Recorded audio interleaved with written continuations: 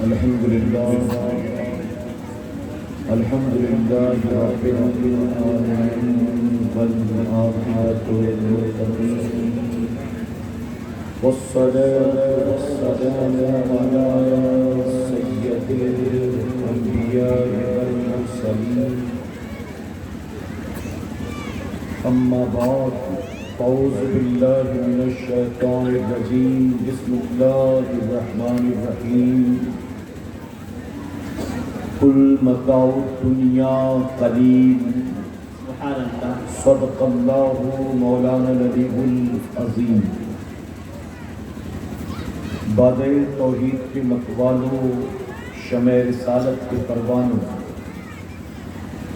غوث و خواجہ اور رضا کے چاہنے والوں، آئیے سب سے پہلے ہم اور آپ نہایت ہی ادب اور احترام کے ساتھ اپنے اور ساری کائنات کے مرکز عقیدت جناب محمد رسول اللہ صلی اللہ تعالی علیہ وسلم کی بارگاہ بے کس پناہ میں جس طرح سے میں آپ کو پڑھاؤں، میرے ساتھ مل کر مرد حضرات بآواز بلند اور خواتین دھیمی آوازوں میں درود شریف کا نذرانہ پیش کرنے۔ الصلاۃ والسلام علیک یا رسول اللہ، الصلاۃ والسلام علیک یا رسول اللہ۔ آپ سب بھی میرے ساتھ مل کر پڑھنے کی کوشش کریں۔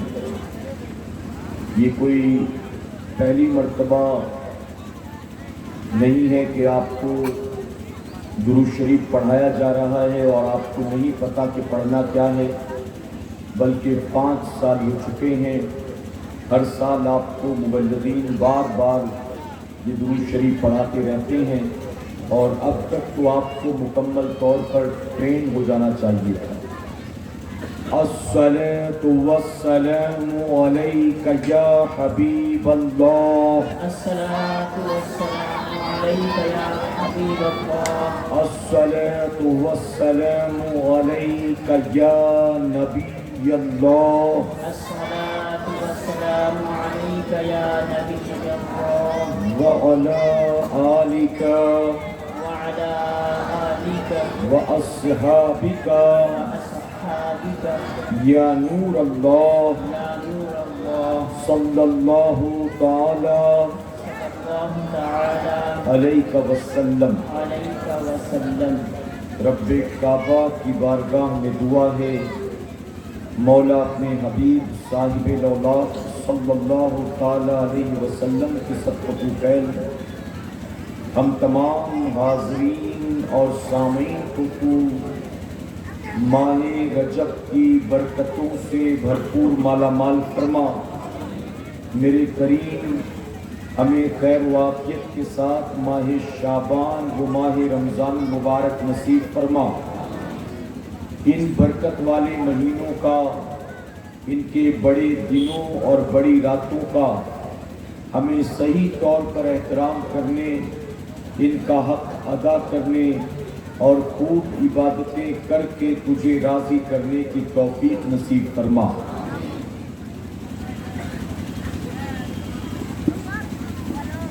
یہ دنیا اہل دنیا کو ہنسی معلوم دیتی ہے، یہ دنیا اہل دنیا کو ہنسی معلوم دیتی ہے، نظر والوں کو یہ اجڑی ہوئی معلوم دیتی ہے۔ یہ دنیا اہل دنیا کو ہنسی معلوم دیتی ہے، نظر والوں کو یہ اجڑی ہوئی معلوم دیتی ہے، اور یہ کس نے کر دیا سب دوستوں سے مجھ کو بیگانہ، یہ کس نے کر دیا سب دوستوں سے مجھ کو بیگانہ، مجھے اب دوستی بھی دشمنی معلوم دیتی ہے۔ سبحان اللہ، سبحان اللہ۔ اور میں رونا اپنا روتا ہوں تو وہ ہنس ہنس کے سنتے ہیں، میں رونا اپنا روتا ہوں تو وہ ہنس ہنس کے سنتے ہیں، انہیں دل کی لگی ایک دل لگی معلوم دیتی ہے۔ اور کسی نے بہت خوب کہا جگہ جی لگانے کی دنیا نہیں ہے، جگہ جی لگانے کی دنیا نہیں ہے، یہ عبرت کی جا ہے تماشا نہیں بے ہے۔ شک سبحان اللہ۔ میرے پیارے آقا علیہ الصلوۃ والتسلیم کے پیروانوں، میرے کریم کا بے پناہ کرم اور احسان کہ اس نے ہمیں اور آپ کو ایک بار پھر سے اپنے ذکر پاک کی اس بابرکت محفل میں شرکت کا موقع اور توفیق عطا فرمایا۔ اللہ رب العزت اس محفل کے سجانے والوں کا سجانا اور ہمارا اور آپ کا دور دراز سے یہاں آنا قبول فرمائے۔ آمین۔ میرے پیارے آقا علیہ الصلوۃ والتسلیم کے پیروانوں، آپ جانتے ہیں کہ 2020 کے بعد سے لے کر اب تک صرف ہمارے ملک ہندوستان نہیں بلکہ پوری دنیا کے حالات اب ویسے نہیں رہ گئے جیسے کہ پہلے ہوا کرتے تھے۔ مارچ 22 2020 کو جنتا کرفیو لگا اور اس کے بعد 24 مارچ 2020 کو لاک ڈاؤن لگا، اور آپ نے دیکھا کہ لاک ڈاؤن میں وہ حالات تھے ہمارے ملک کے یا پوری دنیا کے جو ہم نے اور آپ نے اس سے پہلے کبھی سوچا بھی نہیں تھا۔ میرے پیارے آقا علیہ الصلوۃ والتسلیم کے پیروانوں، آپ کے گاؤں دیہات میں تو ممکن ہے کہ مسجدیں کھلی رہی ہوں، آپ اطمینان سے اس میں آگے جاتے بھی رہے ہوں، آپ نے جمعہ بھی پڑھا ہو، تراویح بھی پڑھی ہو، شب معراج، شب برات و شب قدر بھی منایا ہو، لیکن بڑے بڑے شہروں کا حال یہ تھا کہ محلے کی مسجد پر بھی پہرے تھے، وہاں بھی پولیس والے بیٹھے تھے، اور نمازیوں کو نماز جمعہ کی اجازت نہیں، تراویح کی اجازت نہیں، عید بقرعید کی اجازت نہیں، یہاں تک کہ بامبے جیسے شہروں میں نماز پنجگانہ کے لیے مسجد کے بغل میں رہنے والا بھی مسجد میں نہیں جا سکتا تھا، سوائے 5-6 آدمی کے زیادہ لوگوں کو جمع کرنے کی اجازت نہیں تھی، اور اس وقت اس کو غیر قانونی قرار دے دیا گیا تھا۔ اور میرے پیارے آقا علیہ الصلوۃ والتسلیم کے پیروانوں، آپ نے شاید پہلی مرتبہ دیکھا ہوگا کہ خانہ کعبہ پر بھی پابندی تھی، حضور کی مسجد نبی شریف پر بھی پابندی تھی۔ آپ ذرا سوچیں کہ وہ مکہ معظمہ، وہ حرم پاک کی زمین جس کے بارے میں یہ مشہور ہے the city never sleeps، یہ وہ شہر ہے جو کبھی سوتا نہیں ہے۔ آپ جنہوں نے عمرہ کیا ہوگا، جنہوں نے حج کیا ہوگا، وہ جانتے ہیں کہ وہاں رات کے 2 بجے بھی اتنا ہی اجالا ہوتا ہے جتنا کہ دوپہر کے 2 بجے ہوتا ہے۔ اگر مکہ معظمہ کی سرزمین پر، حرم شریف کی سرزمین پر، اگر خانہ کعبہ کے ارد گرد میں رات کے 12 بجے کسی کی سوئی گر جائے تو اتنی روشنی ہوتی ہے کہ بآسانی وہ اسے تلاش کر سکتا ہے۔ اے سرکار مدینہ کے پیروانوں، وہ خانہ کعبہ جس کا طواف کبھی رکتا نہیں ہے، ابھی 2000 آدمی طواف کر رہے تھے، ان کا طواف مکمل نہیں ہوا کہ 500 لوگوں کا قافلہ اور آ گیا، 50 لوگ وہاں سے آتے ہیں، 70 لوگ یہاں سے آتے ہیں، پوری دنیا سے لوگ آتے رہتے ہیں، اور طواف کا سلسلہ دن رات جاری رہتا ہے۔ آپ ذرا سوچیں، کبھی ہم نے سوچا تھا اس کے طواف پر پابندی ہوگی، اس کی زیارت پر پابندی ہوگی، مسجد حرام میں جانے آنے پر پابندی ہوگی، حضور کی مسجد نبی شریف میں جانے آنے پر پابندی ہوگی؟ میرے پیارے آقا کے پیروانوں، ایک ایسا دشمن جو ان دیکھا ہے، ان چھوا ہے، جسے آپ محسوس نہیں کر سکتے، جسے دنیا کورونا وائرس کہتی ہے۔ اس کورونا وائرس نے دنیا کے بڑے بڑے طاقتوروں کو بھی ان کی اوقات یاد دلا دیا۔ وہ جو سپر پاور تھے، وہ جنہوں نے افغانستان پر بمباریاں کی، جنہوں نے سیریا اور لیبیا کو تباہ برباد کیا، وہ جنہوں نے غازہ اور برما میں تباہ کاریاں کی، اے سرکار مدینہ علیہ الصلوۃ والتسلیم کے پیروانوں، جو موجودہ دور کے فرعون بنے بیٹھے تھے، موجودہ دور کے شداد و نمرود بنے بیٹھے تھے، وہ جو اپنی طاقت کے بلبوتے انسانوں کا سر کچلنا چاہتے تھے، مسلمانوں کو صف ہستی سے مٹانا چاہتے تھے، جنہوں نے بڑے بڑے ملک ہونے کے ملک اور ملک کی طاقت کا غلط استعمال کرتے ہوئے انہوں نے غریب ملکوں پر بمباریاں کی، انہوں نے مسلمانوں کے ساتھ میرے پیارے آقا کے پیغمبروں وہ ظلم ستم کھیلا ہے، وہ ظلم ستم کا کھیل کھیلا ہے جس کے ہم اور آپ گواہ ہیں۔ آپ ذرا سوچیں کہ کورونا وائرس کی وجہ سے ان کو بھی پتا چل گیا حقیقت میں ان کی اوقات کیا ہے۔ اپنے آپ کو جو سپر پاور بنے بیٹھے تھے، اللہ رب العزت نے بتا دیا تم کتنے بھی پاورفل کیوں نہ بن جاؤ، اللہ کی طاقت کے سامنے تم سپر پاور ہو۔ اس کائنات میں سب سے طاقتور اگر ہے کوئی تو وہ صرف میرے رب کی ذات۔ سبحان اللہ بے شک۔ میرے رب سے بڑا طاقتور کوئی نہیں۔ اور میرے پیارے آقا کے پیغمبروں، اس وائرس کی چپیٹ میں پوری دنیا میں کروڑوں لوگ آئے اور لاکھوں لوگوں کو اس وائرس نے نگل لیا۔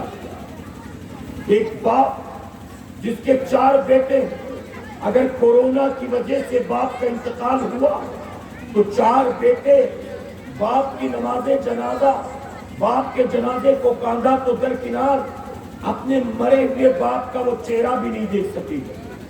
اگر 20-22 سال کے جوان بیٹے کا انتقال ہوا، بوڑھا باپ بوڑھی ماں بلکتی رہ گئی، لیکن اسپتال والوں نے بیٹے کا چہرہ بھی ماں باپ کو نہیں دکھایا۔ آپ جانتے ہیں روزانہ اتنے موت کی خبریں آتی تھی جتنی خبر اس سے پہلے کبھی نہیں آئی۔ مسجد میں ابھی ایک کا اعلان ہوا کہ فلاں کے والد کا انتقال ہو گیا، عصر کے بعد جنازہ قبرستان لے جایا جائے گا۔ میرے پیارے آقا کے پیغمبروں، ابھی لوگ یہ اعلان سن کر بیٹھے نہیں تھے کہ دوسرا اعلان ہوتا ہے فلاں کے بیٹے کا انتقال ہو گیا، تیسرا اعلان ہوا فلاں کی بیوی کا انتقال ہو گیا۔ میرے پیارے آقا کے پیغمبروں، ایک دن میں کئی موتوں کی خبر آ رہی تھی۔ اس سے پہلے ہم نے کبھی یہ نہیں دیکھا تھا۔ قبرستان کا حال اگر دیکھا جائے تو جو قبر کھودنے والے ہیں، وہ جو بچپن سے ماں باپ اپنے باپ دادا کے ساتھ لگ کر قبر کھودتے ہیں، اگر ان سے پوچھا جائے تو وہ بھی یہ کہتے تھے آج سے پہلے ایک ساتھ ہم نے اتنی قبریں کبھی نہیں کھودی تھی، ایک دن میں 8-8 10-10 قبریں کھودنی پڑ رہی ہیں۔ آپ ذرا سوچیں کہ حال کیا تھا۔ وہ ڈاکٹر جس کے پاس لوگ علاج کے لیے جاتے تھے، وہ ڈاکٹر بھی کورونا کی چپیٹ میں آ گئے۔ وہ پولیس والے جو لاک ڈاؤن پر لوگوں کو آمادہ کر رہے تھے کہ پالن کیا جائے قانون کا، وہ خود بھی کورونا کی چپیٹ میں آ گئے۔ پوری دنیا میں لاکھوں لوگ ہیں جو کورونا کی وجہ سے مرے ہیں۔ اے مسلمانوں، کبھی آپ نے سوچا اس کورونا کی وجہ سے ہمارے ملک میں کروڑوں لوگوں کی نوکریاں جاتی رہی، فیکٹریاں بند ہو گئی، گھر تباہ برباد ہو گئے۔